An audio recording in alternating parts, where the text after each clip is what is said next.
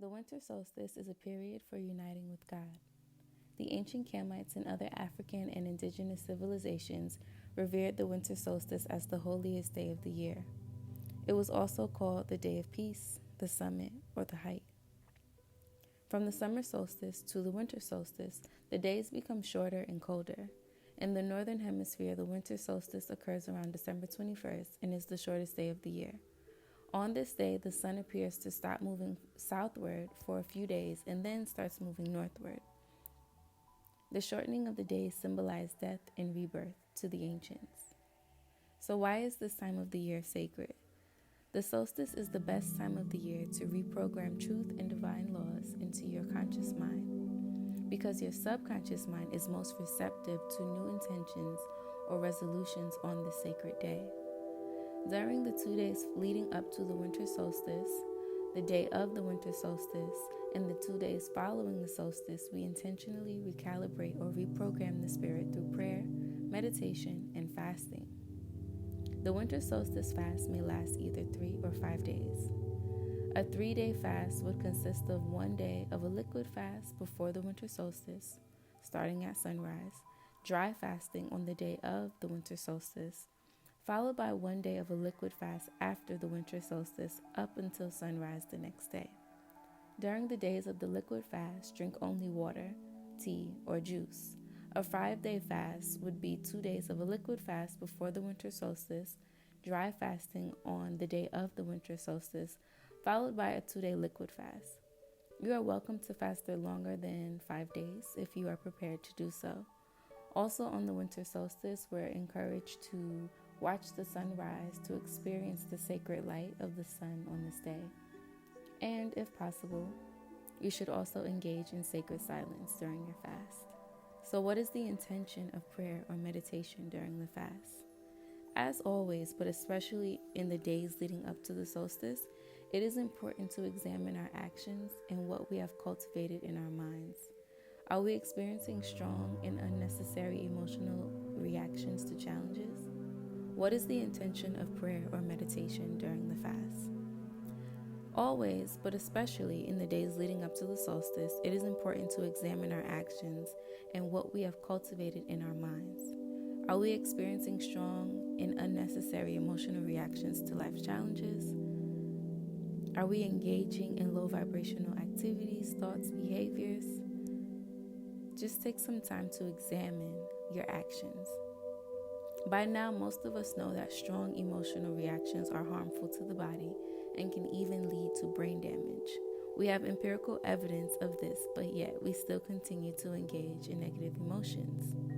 Another question to ask yourself is, what are you choosing to will? We often relive traumatic situations over and over again, replaying the experiences in our mind. The pain, the worries, the fears are created and stored in our cellular memory. Meditation and the repetition of prayer is a strong and powerful way to cleanse the mind and body of guilt, shame, haunting memories, ill will, or bad feelings that keep the mind fixated on negative thoughts. Again, negative emotions are harmful to the psyche and to the physical body. Nothing that is harmful is natural. Peace is your divine nature. Nothing and no one is against you. Everything is happening for you. So in order to succeed in life, we must be one with God and cultivate a unity with God. Once we unite with God, the force that governs our lives and everything around us, we have a certain level of assuredness in our protection, our health, and our success in life. When we unite with God, we cultivate the spiritual power to transcend our limitations, and we have access to infinite knowledge, we have access to infinite power, and we experience a unity of life. We meditate to access pure knowledge, to activate the chakra or the RE2 centers, and to reprogram the spirit. Examine your character and how well you live, Ma'at. Are you virtuous? Are you a person of integrity?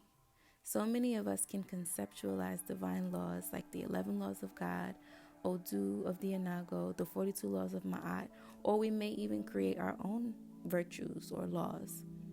We can recite them, we can share them with other people, we post them on Facebook and social media and on Instagram, but many of us don't live them. We have to live ma'at. We have to live truth. We live in a society that is attacking us at every level of our existence.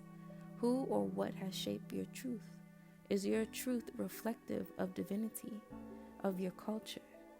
Ma'at is the expression of cosmic morality or righteous wisdom. Ma'at is the counterpart of Tehuti, divine intelligence. Aligning your soul with divine truths is a process that we all have to experience. We call this process the path of transformation. On this path of transformation, we acknowledge that we must experience a metaphysical death and align ourselves on a multidimensional level with divine truth. The path of transformation is a lifelong initiation. You don't have to figure out the mystery of life in 5 days. I just want to encourage you to seek the truth, to ask questions, to research, and to learn from respected elders, because knowledge is a portal to a higher reality, and it inspires a higher purpose in life. During this special time, the spirit is more receptive to changed behaviors. During our days of meditation and prayer, we should intentionally align ourselves with the divine laws, whatever that might look like for you or in your tradition. Once again, during this special time, the spirit is more receptive to changed behaviors. During our days of meditation and prayer, we should intentionally align ourselves with divine laws, whatever that may look like for you in your tradition. Do nothing else. Nothing is more important. While we will to align ourselves with divine law, the winter solstice is also the perfect time to reprogram specific recurring negative emotional reactions, thoughts, and behaviors. So, establishing goals and intentions. What are some habitual emotional reactions that you would like to reprogram? Take some time to reflect on this question. Cultivating the will. Many of us are excellent at creating plans, but lack the motivation to see the plan through to its completion. Or if we use our earlier reference, we can conceptualize divine truth and lack the will to live divine truth. Vitalize your life force energy by engaging in some sort of energy cultivation system. That might be yoga, qigong, mantra work, or breath work. When we reach a meditative state of consciousness, we have a conscious access to both the waking and the trance or meditative state, and the spirit or subconscious mind is receptive to what we are willing. So in the waking state, we can affirm intentions and change behavior, and we might even see some changes. We might feel more committed to our affirmations and to the declarations. But in meditation or in trance, you can move beyond affirmation and intentionally reprogram the mind and the spirit. So willpower is key as we prepare to engage the solstice, because we need increased focus. We are so distracted by screens and Netflix and Instagram and all these apps and Clubhouse and all this stuff. And it's amazing. Technology is awesome, but we need to engage these apps and these different social experiences with balance. So while meditating, it is important to maintain the image that you are visioning long enough for your spirit to receive the new program. And if you are distracted, that cannot happen in the meditation. So we must increase our focus so that we can go into trance and focus on the objective of the meditation. For example, I personally can go into trance easily, but my person is distracted during the meditation, So I will also be very intentional about cultivating the will. Thoughts will come into your meditation. People always say, meditation is about clearing the mind. That is not true. You do not have to clear your mind in order to say that you are someone who meditates. We actually want to be conscious during our meditations. Don't get me wrong. I do have meditations where I go to 0 point, and there are these, very advanced levels of meditation or states of consciousness like samadhi. But that comes down the line. Many of us are beginners. If we're here, a lot of us are still collecting information. So, so the thoughts, they'll come. They will come into meditation, but just try your best not to follow those thoughts. Once again, we're overwhelmed by distractions, in the form of apps and screen time. And again, technology is a blessing, but we really need to be mindful of engaging it with balance. So you might even want to limit your screen time to maybe an hour or two a day. So you can vitalize your solar plexus, your Ob Aritu, the Harit Aritu, or the Haru faculty to increase your focus and enhance your focus both in meditation and in our daily endeavors. You can use words of power such as Ob, Ram, or Hering. We want to use the vibratory power of sound to influence the spirit to act in our highest good. So just take some time, dedicate some time throughout your day to repeat any of the aforementioned mantras, and you'll begin to notice these subtle changes in your day-to-day and in your ability to focus. So once again, be intentional about the habit of indulging in distractions. Identify what you want to focus on and get to it. Be uncompromising about your intentions to do this work. So here's an example of a self-guided meditation that you can engage during the winter solstice. For example, if you would like to reprogram feelings of resentment and disappointment around a breakup or separation, you will begin by focusing on your breathing. Breathing in for 4 counts, hold for 4 counts, exhale out for 4 counts. Do this for about 3 minutes and then breathe in and out at your own pace without breath retention.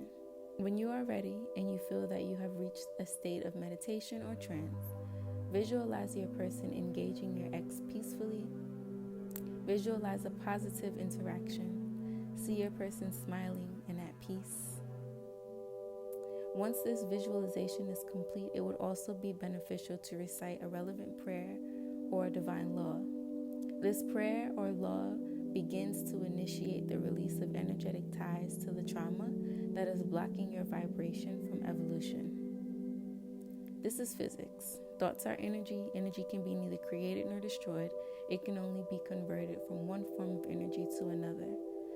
So we will want to read and reread our divine laws while we are in an intentional meditation and throughout the day. It's so important to study. In order to improve the functioning of our brain, we need to eat very, very clean.